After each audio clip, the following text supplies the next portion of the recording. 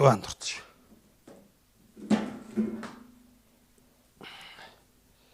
Зөв зөнөөч. Ямар давтаргүй хөшөрдөг юм бэ? Зангаа тавьдгүй. За. Өнөөдрийн онцлог тоглолтыг бол та бүгд мэдж байгаа бах. Гэхдээ би өнөөдөр ард түмний хайрт 2 багийн 2 тоглолтыг онцлно. Өдөр нөгөө нэг студиэр маань надаас хүмүүс аягүй ажилтаа байсан учраас бичлэг маань жоохон оройтчлаа. Тагаа аягүй зүгээрх гэж бодож байна. За өнөөдрийн онцлог 2 тоглолт болохоор Lakers, Sixers, Celtics, Raptors. За Celtics Raptors-ийн тоглолт болохоор үүрээр 4:30-аас бэлэн явсан тий. Шууд айл тоглолтыг шууд үзсэн. Нөгөөд нь бол өглөө болсон. За Lakers Sixers-ийн тоглолтоос эхэлвэл би энэ тоглолтыг бол магадгүй дараачийн жилүүдийн гарын авлагын эхлэл байх болов уу гэж бодож үзлээ. Lakers Sixers-ийн тоглолтыг.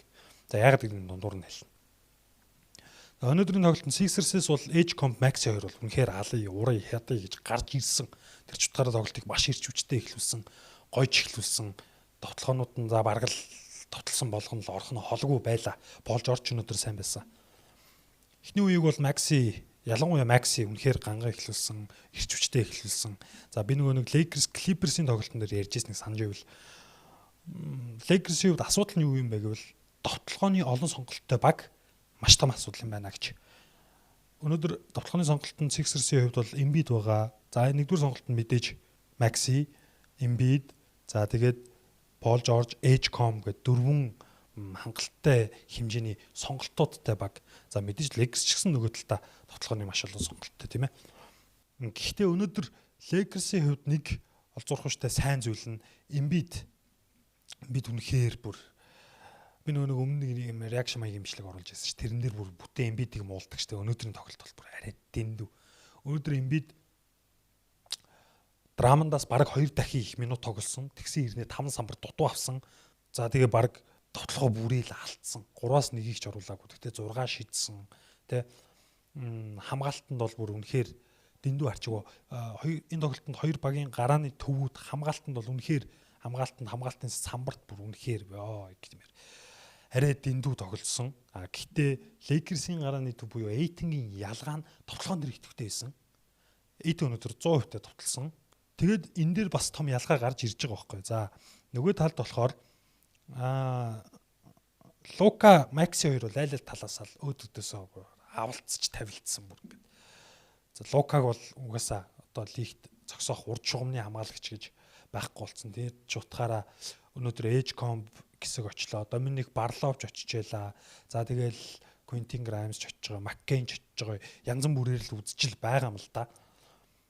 Гэхдээ Лука бол Лука тийм ээ. Гэхдээ Лукагийн товтлооны хувь бол нэг өндөр биш. Жохон таарахын товтлсон.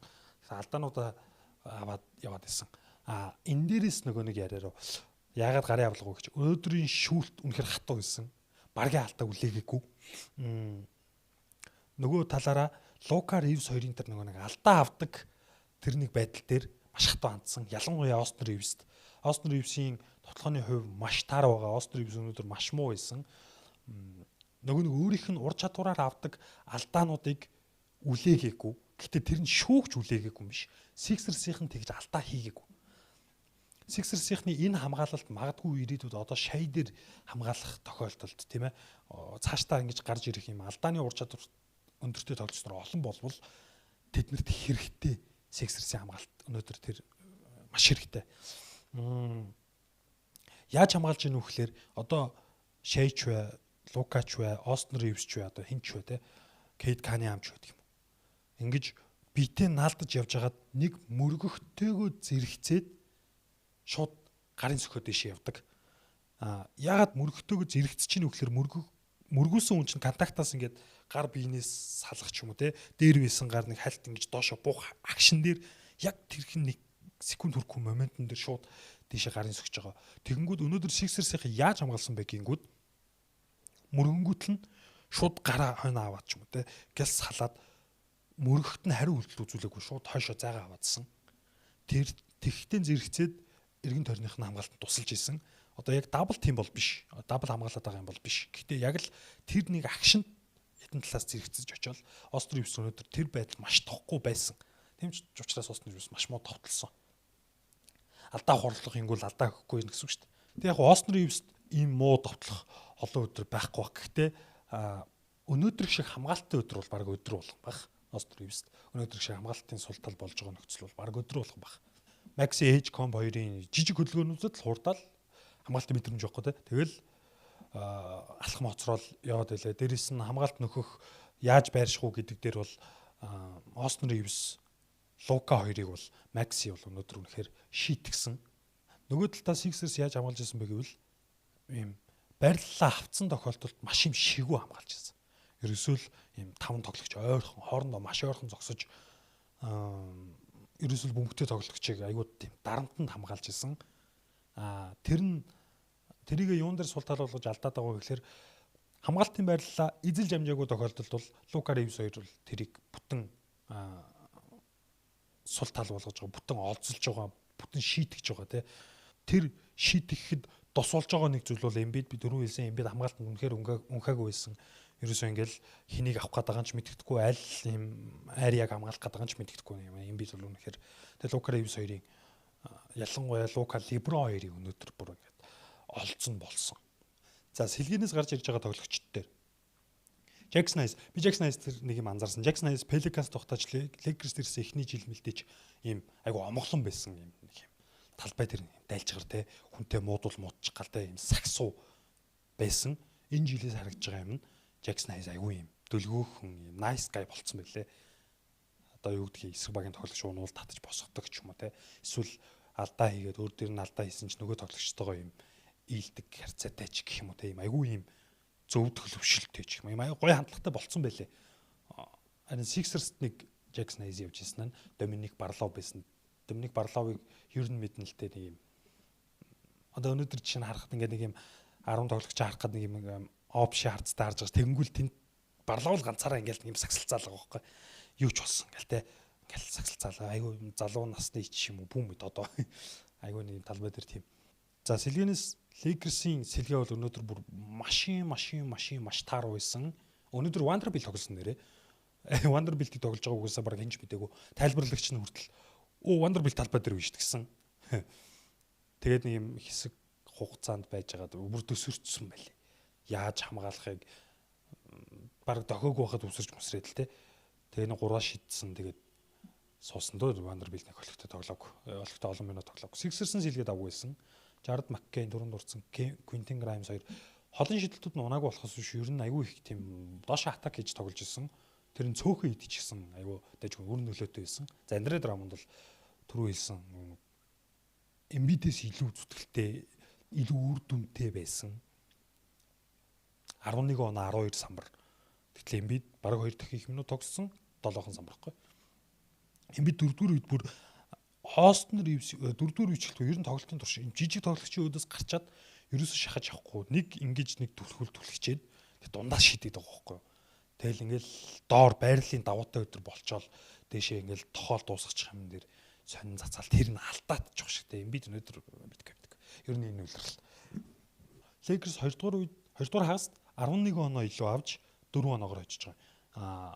Оноос салсан одоо олон холцсон шалтгаан бол ерөөсөө Леброн, Лука хоёр зэрэг суугаад Остон Ривс талбай дээр үлдсэн хэдэ ахлаад үлдсэн. Яг тэр нэг 2 минут гарan 3 минут орчимд за Lakers бол бүтэн сүрсэн бүр нэг ч товтлогоо амжилттай бүр нэг ч оноо аваагүй угаасаа. Тэрэн дээрээс яг Lakers ингэж нэг юм онооны хойно үлдэх шалтгаан болсон. За тэгээд тэндээс хойш бол бүтэн нөхж байгаа. Өндөр Леброн 17 товтлож 14-ийг нь илүү 12-ийг нь илүү бүр амар товтлсон. Товтлогоо болох нуурах нь холгол байлаа. Бүр дан зөв шийдвэрүүдийг гаргаж ялаа тий. Дамжуултууд нь хамгаалтанд ч нөлөөтэй. Одоо нөгөө өмнөх тоглолтод 8 хоон авсан. Тэгсэн чинь одоо хүмүүс чинь одоо зодог тайлах болцсон юм гэл нийтээрээ тэгсэн чинь бити гэсэн болоогүй би бол болоогүй огт болоогүй гэсэн 4-4 үед 12 оноо авсан. Sorry нэг 6 ном чинь. Леброны өнөөдрийн тоглолт бүр ингээл 40 гарцсан хүн шүү дээ. Одоо нөгөө нэг 40 дөнгөж 40 төхөд амьдралд гундаж яваа ах нар маань болоогүй шүү гэдгийг инх хөргөл ах Лебро ах хоёр маань харуулж байна да.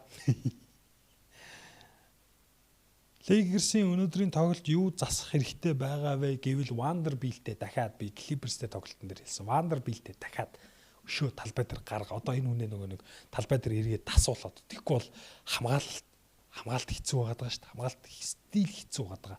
Embiid тэнд 21-ээс 4 гэж товтолж байгаа хад.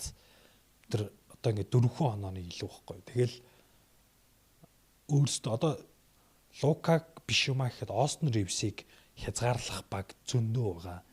LeBron-ы ийм тоглолт өдөр болгон биш.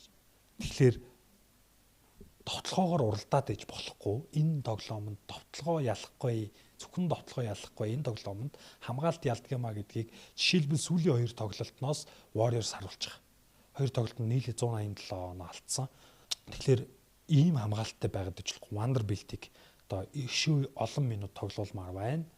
Миний бодлоор болдог бол одоо Gabe Vincent-ийг боловлоод одоо хэнийг ч юм бэ Bronny James-ийг ч байдаг юм уу. Bronny James бол талбай дээр маш зүтгэлтэй бүх амиа тавьж хамгаалдаг тоглогч байлаа шүү дээ.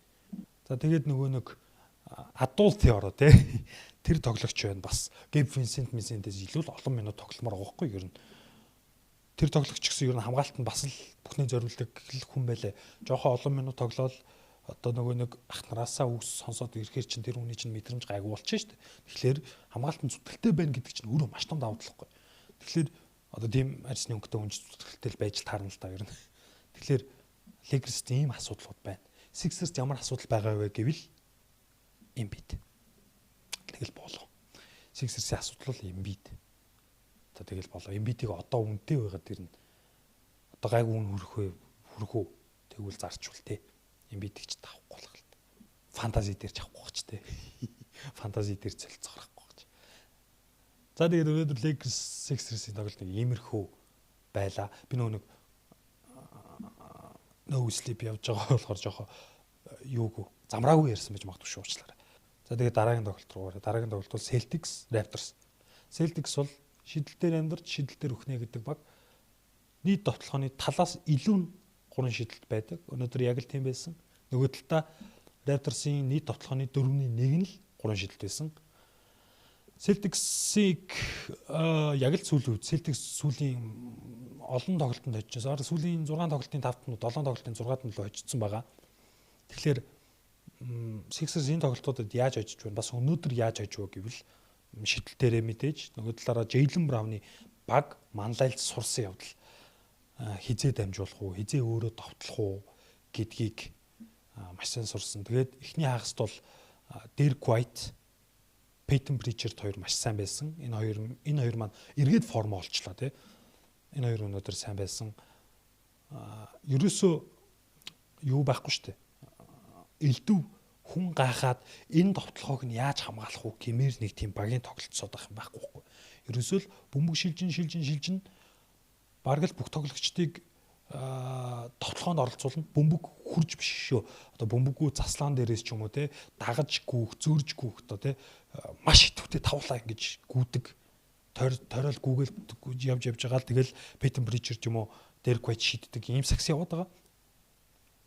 Тэр саксыг 3 дугаар үед Raptors нухацсан.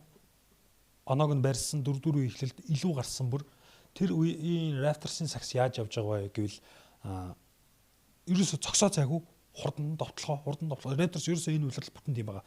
Хурдан довтлохоо дотгошоо будагтай талбай руу зодно. Будагтай талбай зодтолтно гээл Scottie Barnes самраас бөмбөг авал ерөөсө тэр хооронд ерөөсө удахгүй.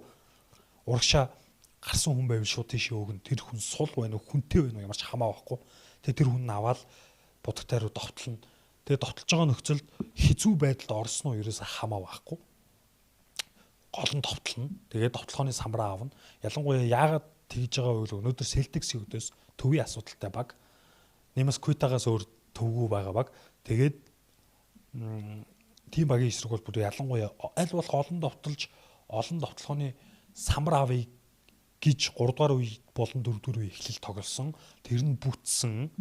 За тэгээд эсрэгээрээ хамгаалалт нь нэгийн эсрэг нэг хамгаалалт, дан нэгийн эсрэг нэг хамгаалалт аимшигтай болсон. Jaylen Brown-ыг Scottie Barnes бол бүр гаргаагаагүй.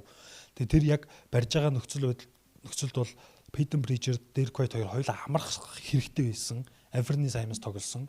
Anthony Simons-ыг энэ жил яг хувь тоглогчийн үед Celtics маш тухгүй тоглуулж байгаа. Тэр ч утгаараа өнөөдөр яг тэр үед ягч тийм өөрийнхөө статуст хүрэх хэмжээнд бол Anthony Simons тоглоогүй. Ер нь энэ үйлрэл тийм байгаа.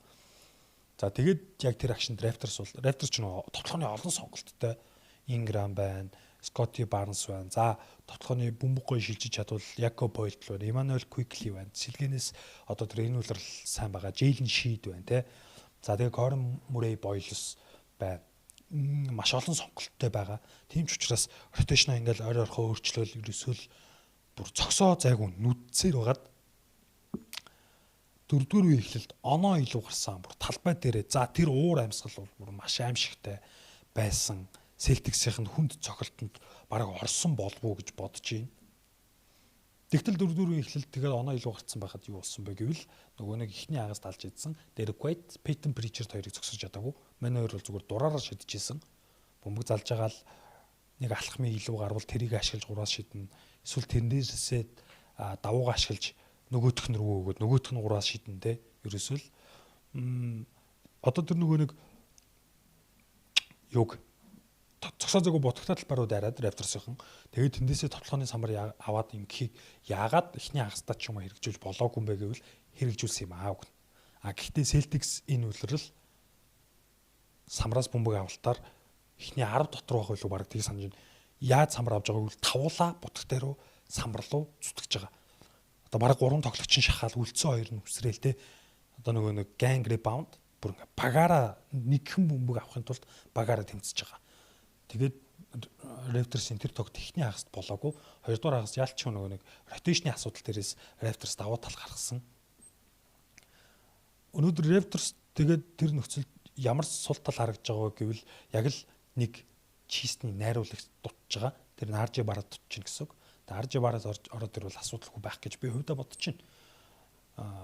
Playoff Celtics-тэй дарвал эргээд Tatum ирээгүй бол яг энэ Celtics-ийг бол playoff Raptors хожихор бүрэлдэхүүн. Гэхдээ өнөөдөр л зүгээр тэр тоглолт нь болсонгүй. За тэгээ өнөөдрийн онцлог хоёр тоглолт нэг ийм хоёр тоглолт байлаа. Дараагийн тоглолтуудаар уулзцгаая. Нэрээ маргааш хэрвээ гоё тоглолт болвол бүтэн дэлгэрэнгүй хийх бах те. Маргааш гэхдээ нэг онц биш 3 тоглолт харагдсан. Тэгээд тэрний дараагийн 2 хоног нөгөө нэг юуны NBA Cup-ийн 4 тоглолт явна. Тэр 4 тоглолтын дээр бол би тусдаа ийм задлаа хийхгүй. Яг гэвэл тэр 4 тоглолтын араас подкастын дугаар бичигдэн. Тэгэхээр тэр подкастн дээр дэлгэрэнгүй ярилцсан бид гурав. Тэгэхээр тэр дугаар дээр уулзцгаая. Баяртай байт байлаа.